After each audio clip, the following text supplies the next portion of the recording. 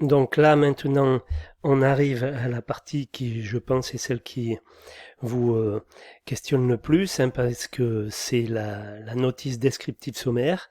Donc c'est une partie importante de votre travail. Ce que vous allez voir dans cette séquence, c'est une trame qui pourra vous servir pour vous de début, hein, je veux dire une trame, je veux dire provisoire, que vous renseignerez au fur et à mesure des affaires sur lesquelles vous allez travailler.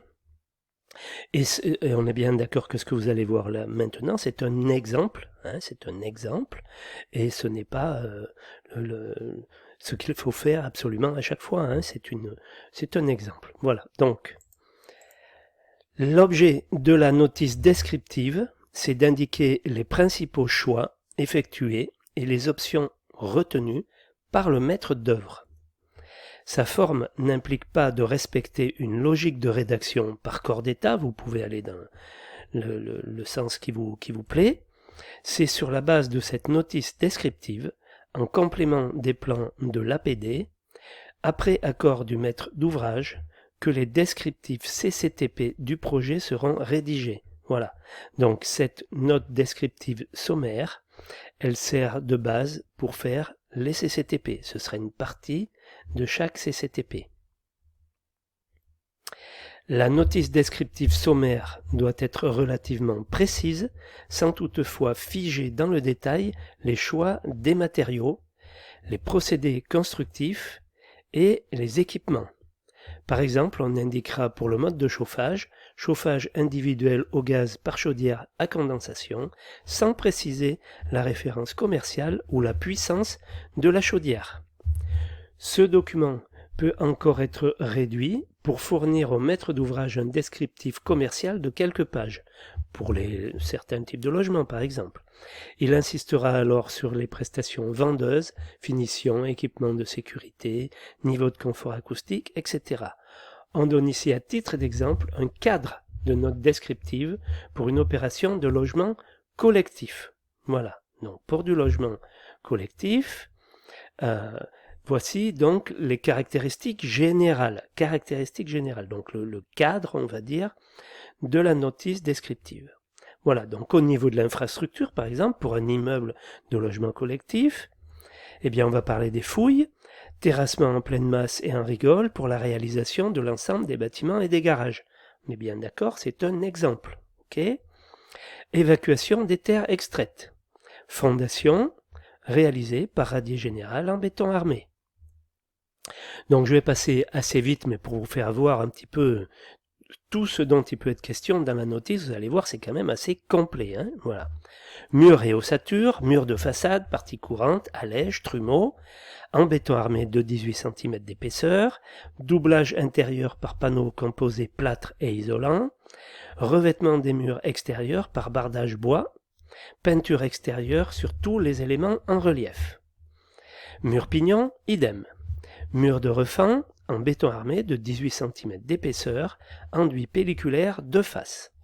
Mur séparatif, cage d'escalier et d'ascenseur comme les murs de refend. Garage, idem. Cave aggloméré creux. Plancher, plancher sur rez-de-chaussée et étage courant, dalle en béton armé de 18 cm d'épaisseur, plancher terrasse, dalle en béton armé de 18 cm d'épaisseur, forme de pente incorporée, étanchéité multicouche sur isolant thermique. Cloison de distribution, sur semelle bitumeuse, en carreau de briques de 6 cm, enduit pelliculaire de face. Escalier, béton armé, marche droite suivant plan, chute et grosse canalisation, chute d'eau pluviale en acier galvanisé, chute d'eau usée verticale en PVC dans les gaines techniques, canalisation en sous-sol en PVC, branchement aux égouts, en PVC qualité assainissement, raccordement effectué selon les normes et par le service concédé. Toiture, charpente, couverture et accessoires, charpente traditionnelle en sapin du pays reposant sur ossature de gros œuvres, sous-toiture en papier goudronné, couverture en tuile mécanique béton teinte grise, Ouvrage de zinguerie pour collecte des eaux pluviales en tôle d'acier galvanisé.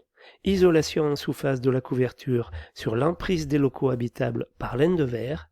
Étanchéité, multicouche posée sur forme de pente incorporée suivant l'étude. Locaux privatifs, sols et plinthes, pièce principale. Dans le séjour, carrelage en grès émaillé posé au mortier de ciment sur isolant phonique. Dans les chambres, dégagement et placard attenant, revêtement moquette et plinthe bois à peindre. Pièces de service, coin repas, cuisine, office, bain, WC, placard attenant à ces pièces comme pour le séjour. Hall d'entrée comme pour le séjour. Balcon et loggia, dalles en béton armé lissées pour balcon et loggia sans étanchéité. Dallettes en gravillon lavé pour les terrasses du niveau des combles, destinées à recevoir une étanchéité posée sous plot de réglage. Revêtements muraux des pièces de service, revêtements autres que les enduits, peinture, papier peint, teinture, cuisine, carreaux de faïence posés à la colle sur la longueur du mur derrière l'évier sur une hauteur de 60 cm, salle de bain, carreaux de faïence posés à la colle sur l'ensemble des parois sur une hauteur de 1,80 m, habillage de la baignoire en faïence identique avec trappe de visite. Menuiseries extérieures, fenêtres ou porte-fenêtres, complexe en bois exotique, ouvrant à la française ou coulissant, avec double vitrage. Ouverture des châssis suivant les plans. Coffre de volet roulant avec isolant suivant les plans. Fermeture extérieure, occultation et protection solaire des pièces principales sur toutes les ouvertures des appartements, à l'exception des châssis trapézoïdaux. Fermeture par volet roulant en lame PVC, commande par tringle oscillante.